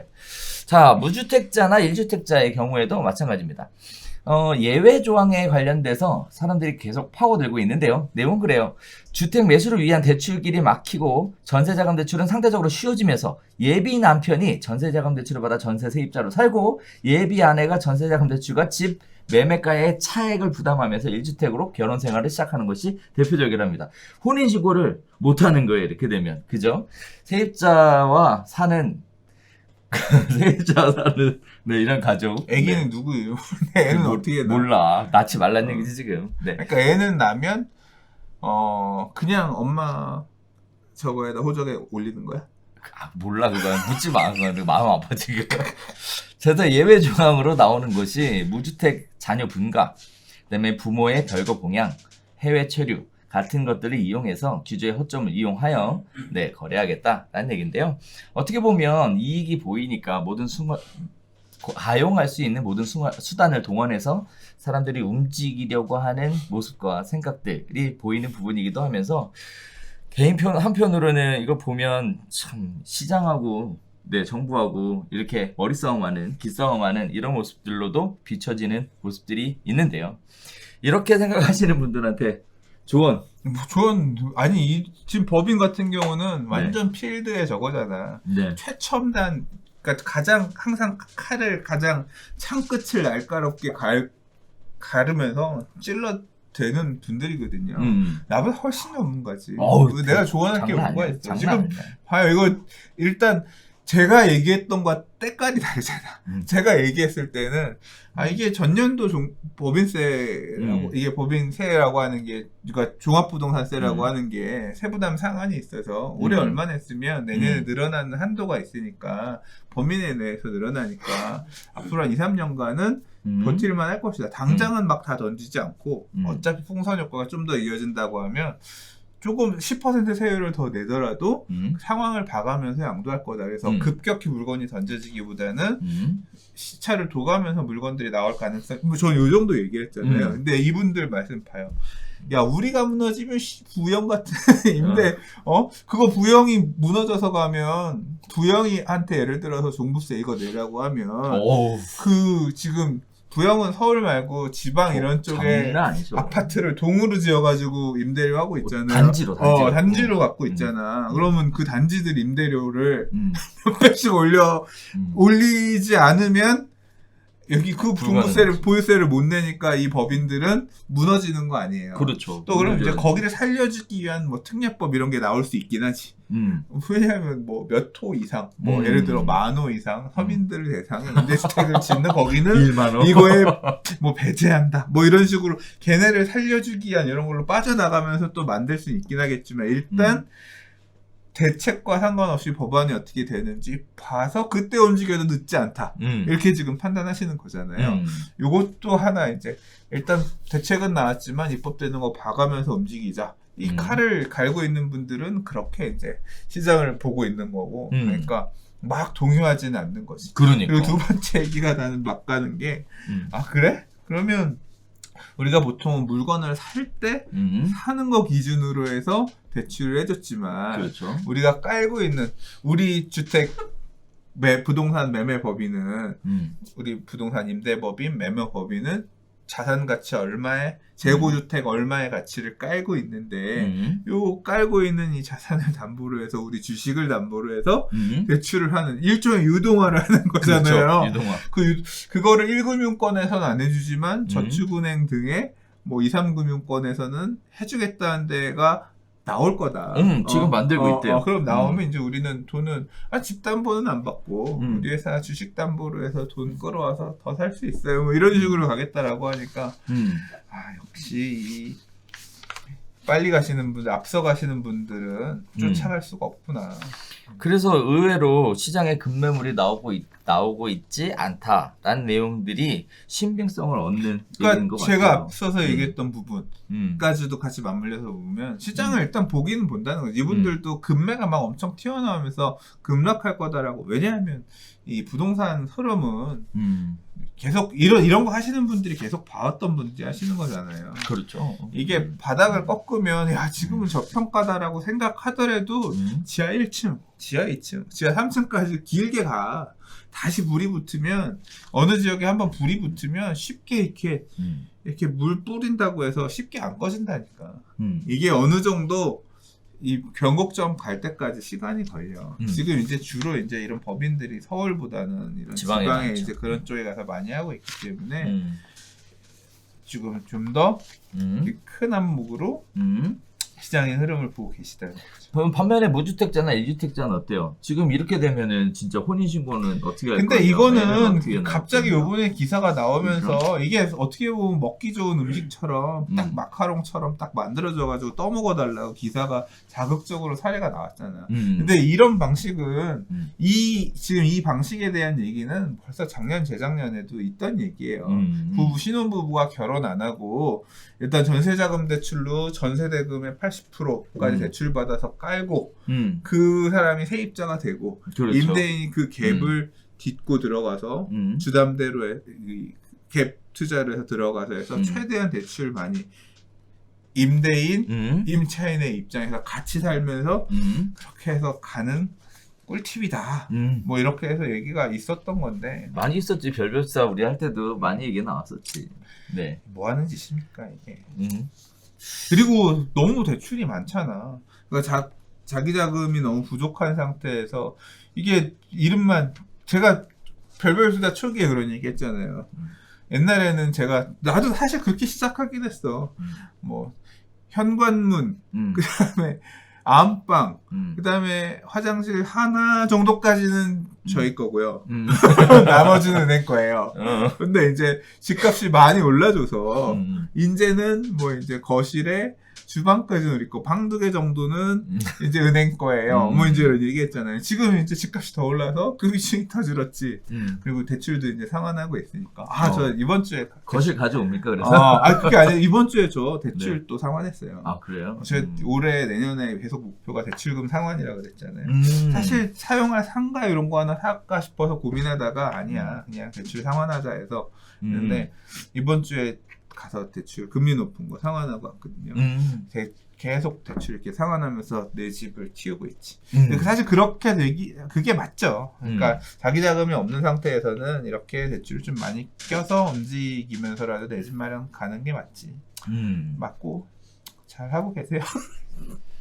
예, 너무 무리한 이게 그러니까 이렇게 뭐 1주택을 그런 식으로 가는 거 할 수 있는 범위 내에서 어느 정도까지는 되는데 막 다주택을 그렇게 영혼까지 끌어들이면서 막 가면서 가는 거는 그러니까 결국은 이렇게 전세자금 대출 그 다음에 그 차익 금액 뭐 또 다른 신용대출 그러니까 차익 금액은 신용대출로 메꿔갖고 오고 그다음에 나머지 전세자금 그래서 실제 거의 풀레버리지 이런 식으로 가시는 분들의 경우에도 이제 이게 상환 가능한 범위 내 가격 출렁임이 있을 수도 있거든요. 그러니까 부동산 가격이 빠질 수도 있거든요.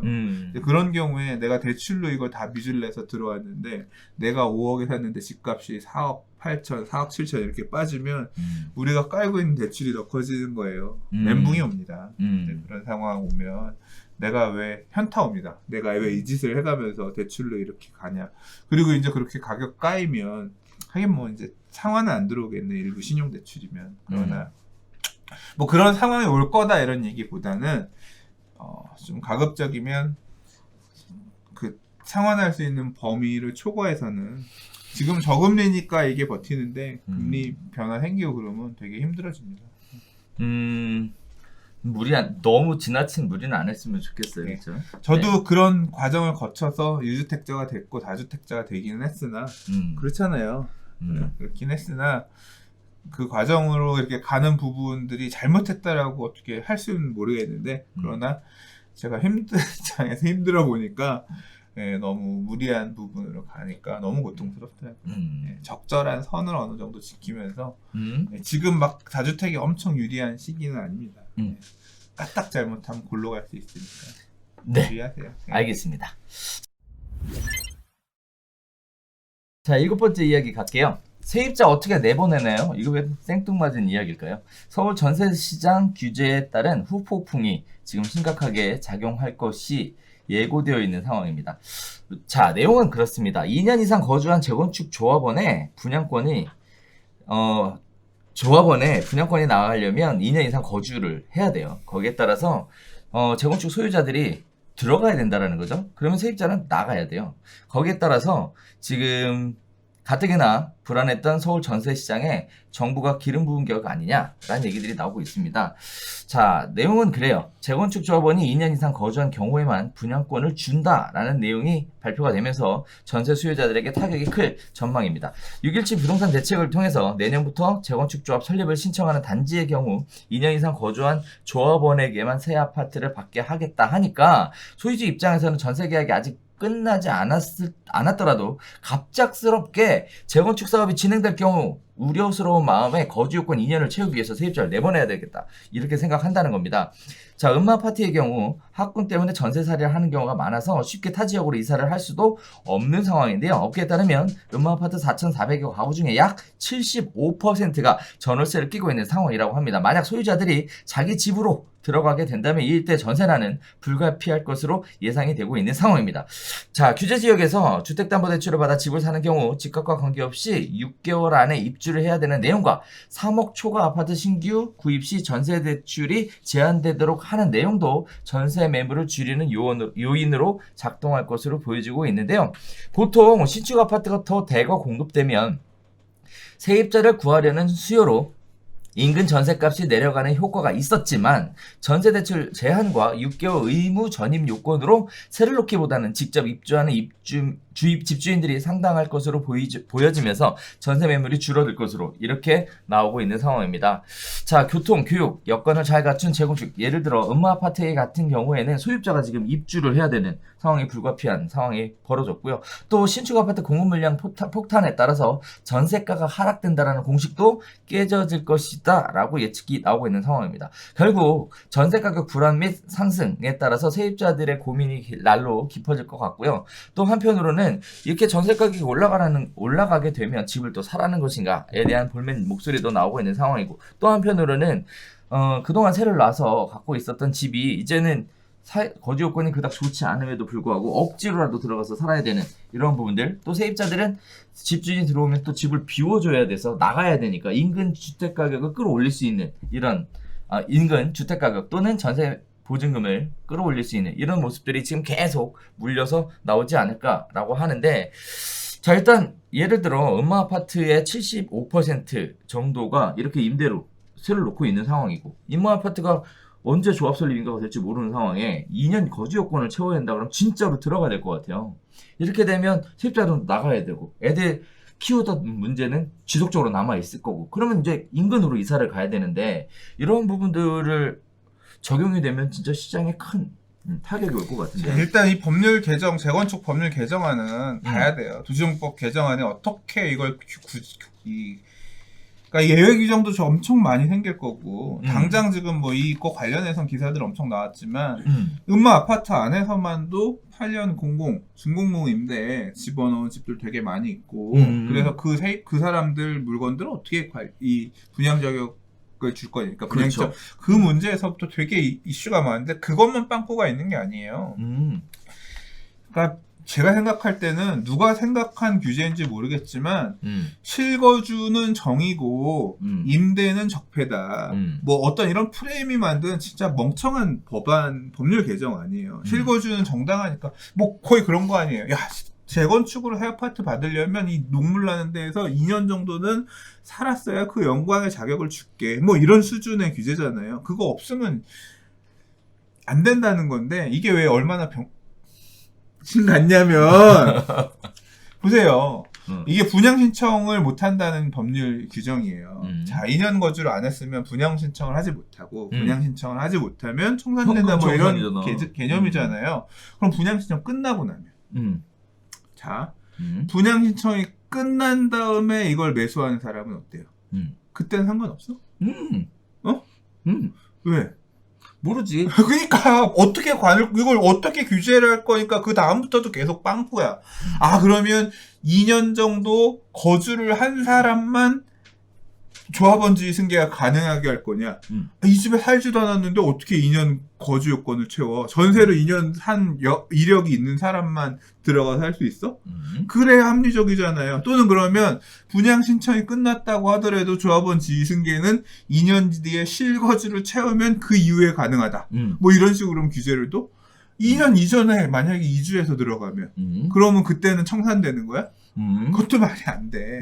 그러면 분양 신청이 끝난 상태에서 사는 거는 그 이후에는 전혀 거주 요건하고 상관없이 조합원주의 승계가 가능하다 이렇게 되면 그럼 분양 신청 끝난 시점부터 사면 되잖아. 그러면 아무 문제가 없잖아.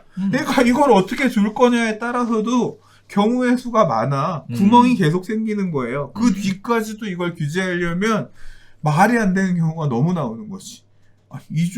어떻게 이거 그럼 조합원주의 승계도 안 된 상태에서 매매만 해놓고 가서 살란 얘기인 건지 뭔지.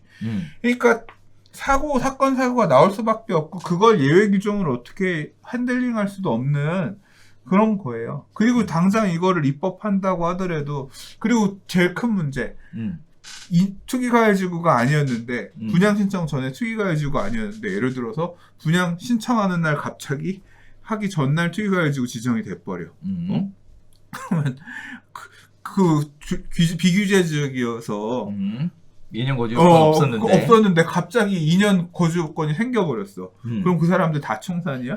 사업을 하지 말아야지. 다 난리가 나는 거지. 2년 다 기다려야지. 아니 투기가해지구 지정하기 적어도 4년 전에는 통보를 해줘야 4년 기간 동안 세입자 내보내고 2년 내가 가서 거주 요건을 채우고 그 다음에 할 거 아니야. 그래도 사업하지 말란 소리밖에 안 되는 거거든. 이런 같은 규제가 없어. 왜 임대차 3법 통과되면 적어도 6년 전에 우리 그러니까. 6년 있다가 조합 설립인가 할 거예요. 예외 규정으로도 어떻게 땜빵할 수 없는 이런 어거지들을 갖다 넣어가지고 그리고 당장 말씀하신 것처럼 이거 하면 지금 다 이제 세입자들 지금 이 세입자 어떻게 내보내나요라고 하는 게 이게 지금 6.17 대책 나오고 나서 현장의 중개업소들의 임대인들이 전화해서 물어본 내용은 다 그거였대잖아요. 집주인들이 혹시 이 임대인이 여기 혹시 들어올까요? 이 대치 음마에 거주하시는 분들은 이 학군이랑 학원 이수요 때문에 그러니까 말 그대로 교육을 위해서 몇 년 고생하려고 가신 분들이잖아요. 그렇죠. 근데 이제 이사 가야 돼. 애들 학교 때문에 가서 여기 지금 좀 녹물 나오지만 좀 상대적으로 저렴한 임대가로 있으면서 있다. 가자 이런 마음으로 오셨던 분들인데 이제 이사 가야지. 그러니까. 2년 거주 채워야 되니까 주인들은 일단 무조건 그래 나도 몸테크를 해야지 여기 아파트 받을 수 있는 자격이 주어진단다 보다. 법이 이렇게 하면 다 밀어낼 거고. 그러니까. 근데 이 주변에 아파트들이 이렇게 낡은 재건축이 얼마나 있어요. 개포는 재건축들 대부분 다 마무리가 돼서 없죠. 낡은 집들 없지. 이제 이 일대에서 남아있는 데는 우선미 정도밖에 없단 말이야. 근데 그런 데는 기존에 다 있는 세입자들이 있는데 밀어내고 나가려고 하면 임대가 올라가는 건 기정사실이지. 주변에 도곡 렉셀 그런 라인까지도 가격들 다 밀어 올릴 거란 말이에요. 전세가 올라가는 거는 기정사실이에요. 이건 이 몇천 개의 물량들이 밀어내기 시작하면 올라가는 거지. 감내해야 돼. 정부에서 이 정책을 이렇게 내는 거에 대해서 시장 불안해지는 거 감내해야지. 내놓고 굴칫거릴 것 같아요. 지금 이 내용 자체는 진짜 내놓고 뭐 내야 되겠다라는 생각을 한 거는 이래놓고 정신승리 할 거야. 정신승리? 정신승리. 이게 말도 안 되는 저희 집이 보니까 제가 살고 있는 집이 12년 된 그렇게 우리 동네에서 인기 있지 않은 입주한 지 12년이 아니야. 13년이 된 200세대 정도 되는 아파트예요. 세대가 그렇게 크지도 않아요. 그래서 어떻게 보면 동네에서 쩌리 아파트야. 연차도 있고 그렇게 선호도가 높지 않아. 그랬기 때문에 나도 그 당시에 겨우겨우 살 수 있었던 집이지. 근데 이 집도 계산해보니까 70-80% 정도 올랐어요. 지난 3년간. 그러니까 가격이 6억 정도 하던 게 지금 11억, 12억이 됐어. 11억 정도 실거래가 기준으로 친다고 보면 70% 정도 오른 거야. 근데 경실련에서 아파트 중위 가격 기준으로 52% 올랐다. 3년간 이 정부 들어오고 나 했더니 그걸 반박하잖아. 14% 올랐거든요. 14%가 중요한 게 아니지. 내가 살고 있는 집이 이만큼 지금 70%나 올랐는데 니들이 생각하는 퍼센트를 우리 14%면 그 14%가 졸라 오른 거야 사실은. 왜냐하면 서울 안에 집 살려는 애들이 다 몇 억이 그렇게 내가 올라간 내 인문 상승 이런 거에 상관없는 거에 비중을 둬서 그렇게 올랐거든. 근데 또 이제 나중에 전세 가격이 이렇게 올랐다. 몇 억이 올랐다. 감당할 수 없는 수준으로 올라서 너무 힘들다 얘기 나오면 그때 가서 또 정신승리 하겠지. 무슨 소리입니까? 전세가 상승률은 뭐 12% 정도밖에 안, 그거는 정신승리야. 그렇게 얘기하면 안 되지. 결국 정책의 부작용으로 이렇게 오는 부분들에 대해서 통감하고 있어야 되는데 보면 나는 문제 없다, 우리는 문제 없다, 정책은 잘못된 게 없고 투기세력 니들이 이런 식으로만 그냥 내가 한 행동들, 우리가 한 행동들과 다르게 생각한다고 보면, 니들 지금 투기꾼들이 잘못이다 이렇게 생각한다고 보면 책임감 없는 거지. 무책임한 거지. 그렇다고 해서 발표가 됐는데 이제 와서 죄송합니다 할 수는 없는 거 아니에요. 또 한편으로는 저는 이런 생각이 그러니까 들어요. 현장 감각이, 현실 이 감각이 너무 부족한 거야. 그렇죠. 이게 시장을 너무 무시하는 거야. 최근에 언론 기사 중에 그런 것도 있었어요. 언제까지 풍차를 향해 돌격할 것인가. 그 기사의 얘기는 그거야. 지금 정부의 이 6.17 대책, 21번째 대책도 정부는 결국 지금 그 풍차를 향해서 돌격하던 저 누구예요? 돈키호테라는 거야. 시장이라고 하는 풍차, 그거 가서 싸우자고 한다고 해서 이길 수 있는 상대가 아닌 거지. 시장을 무시하는 거야. 야, 싸우자, 나와라. 이게 시장 그렇다고 내비둘 수는 규제가 없잖아, 될 또. 수 있는 건 아닌데. 그러니까 감안해서 이런 부분들에 대해서도 고려해서 신중하게 가야 되는데 그만큼 시장으로서 시장을 시장을 컨트롤할 수 있다라고 생각하는 거지만 지금 너무 많은 걸 놓치고 있잖아요. 자, 뭐 한편으로는 얼마 전에 그 라디오 방송에서 그 김현미 장관이 나와서 인터뷰한 내용 잠깐 보니까 공직자 중에 다주택자 먼저 반성해야 될 것 같아요. 어저께 KBS 라디오에 나오셔서 이제 그 말씀하셨고, 저는 그 방송을 다 듣지는 않고 이제 뭐 요약해놓은 글이나 아니면 기사만 봤는데, 결과적으로 뭐 잘했지만 뭐 지난 정부의 과실이 왔고 이만큼 우리는 잡은 거 잘 잡았고, 어떻게 보면 제가 지금 말씀드렸던 부분에서 크게 벗어나지 않는 그런 식의 결국 투기꾼들이 문제다. 정책이 문제가 아니다. 뭐 그런 식으로 받아들이면 할 말 없지. 그렇죠. 투기꾼들도 문제인데 근데 우리가 느끼는 거는 못 잡는 것도 문제지. 우리가 느끼는 건 이렇게 느끼는 거지. 대치동에 집 살 돈이 없으면 교육도 시키지 마라. 뭐 이렇게 느껴지는 거지, 현장에서는.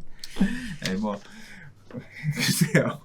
근데 아무튼 마지막에 결론이 청와대 다주택자들도 집 안 팔고 이렇게 버티는 거 실망스럽다. 보유세 늘리면 그 사람들도 결국은 팔지 않겠냐. 안 판다니까.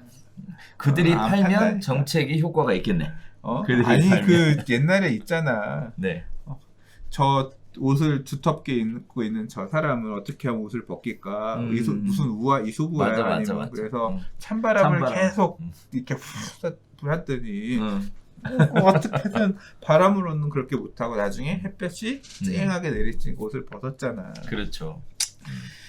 그렇게 그 사람의 옷을 벗길 수 있게 찬바람을 그냥 찬바람을 불어서 그냥 나뭇가지가 다 날아가고 집이 날아가고 해도 그 사람은 옷 부둥켜 안고 하다가 이미 폭풍이 쑥 불어서 나라는 쑥대밭이 되어 있어도 겨우 그렇게 해서 그 사람이 옷을 벗었다고 하더라도 그 바람이 세게 불어가지고 난리가 나서 나라가 망가져 있는 시장이 붕괴되어 있는 그런 모습 하에서 그 사람이 옷 벗었다고 해서 다주택자가 집 들고 있는 거 팔았다고 해서 이게 성공한 다주택자가 집은 팔게 할 수 있었어도 나머지 지금 보는 이 전세 가격 불안이나 이 풍선 효과에 따라서 별로 오르지 않았을 했을 수 있을 그런 지역으로 올라간 풍선 효과에 따른 부작용이나 거래가 제한되면서 발생했던 부분들이나 가만히 냅뒀으면 새 집들 공급되면서 이렇게 불안되지 않고 그냥 강남에도 아파트 새 것들 들어가면서 돌아갔을 만한 이런 내용들이나 굉장히 수많은 부분들을 놓치면서 지금 망가졌을 수도 있는 거란 말이에요. 그게 그런 부분들이 묻네. 아쉽다.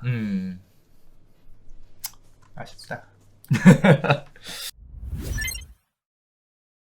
자, 8번째 이야기 갈게요. 마지막 이야기인데요. 자, 정부의 진위가 무엇인지 궁금하다라는 내용입니다. 대책 내놓고 개발 내놓고 관악 은평 벌써 주택거래 3배 4배 정도 상승했다라는 내용인데요.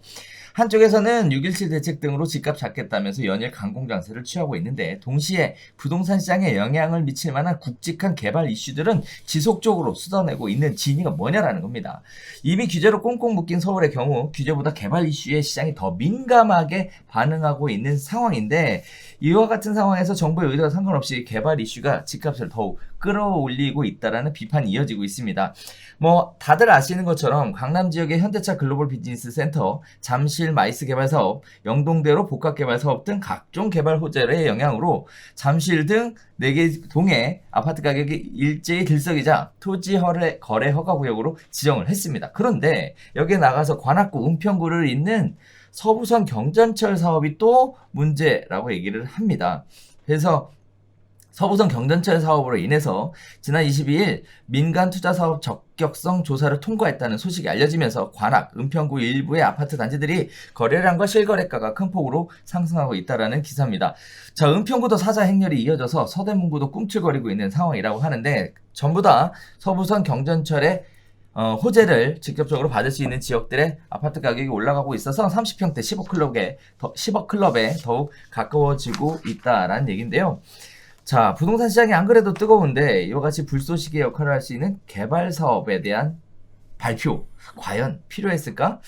거기에 따라서 정부의 진위가 정말 뭐냐라는 의견이 나올 법도 한 거는 같습니다. 왜 하필 지금 같은 시기에 꼭 그렇게 했어야만 했을까?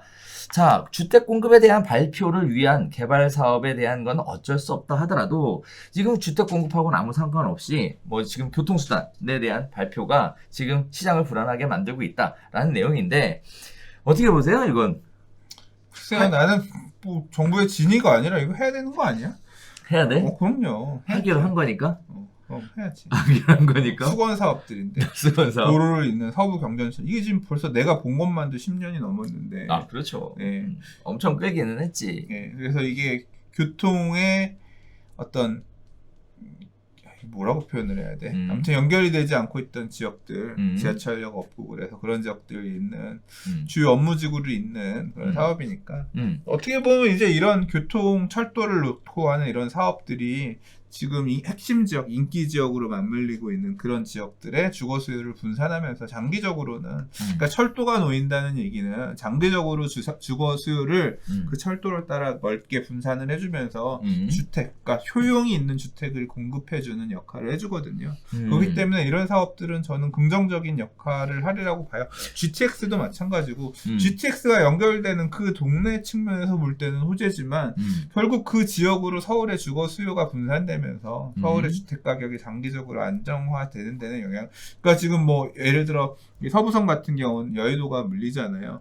과거에는 여의도 연결되는 마포 또는 뭐 맞은편에 있는 영등포 뭐 이런 지역이 되게 비싸고 거기만 되게 비싼 역할이었다고 하면 이 서부선을 통해서 두 정거장, 세 정거장, 네 정거장 은평으로도 확대가 되고 밑에 이제 신림 라인으로 확대가 되면 그 지역들도 이 주거 수요를 분산해주면서 굳이 여의도에 출퇴근하는 사람들이 과거 이제 9호선 라인이나 5호선 라인이나 움직이던 주택가 외에 이런 은평이라든가 신림이라든가 이런 라인까지도 주거지역으로 선택하고 짧은 시간 안에 갈 수 있잖아요. 그래서 이런 교통이 물리고 이런 부분들은 뭐 많이 하려고 노력해야 되고 하는 게 옳지 않나? 저는 뭐 이렇게 왜 지금 발표하냐? 그렇죠. 하지 말라고? 할 거 빨리빨리 해야지. 그렇죠. 비판. 뭐 GBC나 아니면 이것 같은 경우 CPC 사업 같은 경우도 어떻게 보면 국책으로 굉장히 영동대로 지압 개발하는 사업이나 시기에 따라 가는 부분이기 때문에 할 필요 있다고 생각합니다. 예. 그거에 따라서 지역의 가격 움직이는 거 호재가 생기면 움직이는 건 당연한 거 아닌가? 하락장에서도 움직이잖아요. 그러니까 뭐 그런 부분과 지금 장세의 부분과 지금 발표 어떤 부분은 그렇게 맞물려서 그렇게 비판하기는 좀 저는 그런 것 같아요. 뭐 전 개인적으로 여기 말씀하시는 거에 대해 이런 생각은 좀 들어요. 맞아요. 소장님 얘기하는 것처럼 하긴 해야죠. 하긴 해야 되는데 이제 6.17 대책 발표된 지 얼마 되지도 않았는데 발표되고 나서 일주일도 안 돼서 22일 날 네, 이런 개발 호재에 대한 발표가 과연 시점이 적절했느냐라는 거는 의문을 품어볼 수는 있다고 생각을 해요. 네. 주체가 다르면 따로 해도 되지 않아? 그래서 그런 생각이 드는 거야. 서울시는 서울시대로 따로 노는구나. 그렇지. 우리는 당장 이걸 빨리 해가지고 그러니까. 우리 잘했다는 얘기 좀 듣고 싶은데. 그러니까. 이 저놈 새끼들 분위기 파악도 못하고 왜 지금 얘기해? 그러니까. 손발이 따로 노는 거야? 그러니까 다 따로 노는 거야, 다 따로. 한편으로는 그렇잖아요. 대책 연일 쏟아내서 뭐 시장이 좀 안정화됐다 했더니 근데 다 알고 있었던 얘기잖아. 알고 있었죠. 그러니까. 알고 있었죠. 네, 알고는 있었지. 10년 동안 알고 있었지. 자, 지금까지 쭉 이야기들 나눠봤는데 6.17 대책의 파급 효과가 좀 영향이 많이 미치다 보니까 기사 내용들 자체도 대부분 다 대책과 관련돼서 후폭풍에 대한 거, 어떤 파급 효과에 대한 거, 어떤 피해자에 대한 선의의 피해자에 대한 거 이런 부분으로 많이 초점이 맞춰져 있었던 것 같아요. 지금 보면은 그 부동산 신문 기사에 조회수 많은 것들이 이런 기사들이더라고요. 많은 분들이 여기에 관심을 많이 갖고 있는 것 같아요. 중복된 건 제가 좀 합쳤는데도 불구하고 크게 벗어나진 않네요. 오늘도 랩을 했네 그냥. 말 많이 했어. 그래 좋아. 네. 수장님이 말 많이 하니까 나 말 안 해도 좋아. 자, 지금까지 별별 지역 별별 스타 함께 한번 해봤는데요. 뭐 여러분들이 느끼시는 6.17 대책은 어떠신지 모르겠습니다. 시장에 대해서 많은 분들의 의견이 갈리는 이런 모습들을 보여주고 있는데 아무쪼록 대책은 발표가 됐고 시장에 어떻게 적용될지는 좀 지켜봐야 될 것 같아요. 아무튼 눈치 장세. 조만간 또 가을에 대책 하나 또 나올 것 같아요. 들어갔으니까. 지금 상황이 이게 말씀드렸던 것처럼 이게 타겟팅 대책이었기 때문에 뭐 후속 입법도 봐야겠지만 일단 다른 지역 불안하다고 하면 또 지금 이제 당장 오늘 지금 여기서는 안 읽었지만 6.17 대책 나오고 나서 한국감정원 이제 통계 자료 부동산 가격 올랐어. 다 올랐어. 안 오른 지역이 없이 다 올랐어. 이제 보는 거지. 아이씨 새끼들 그만 좀 사지. 이제 머리 아플 거란 말이야.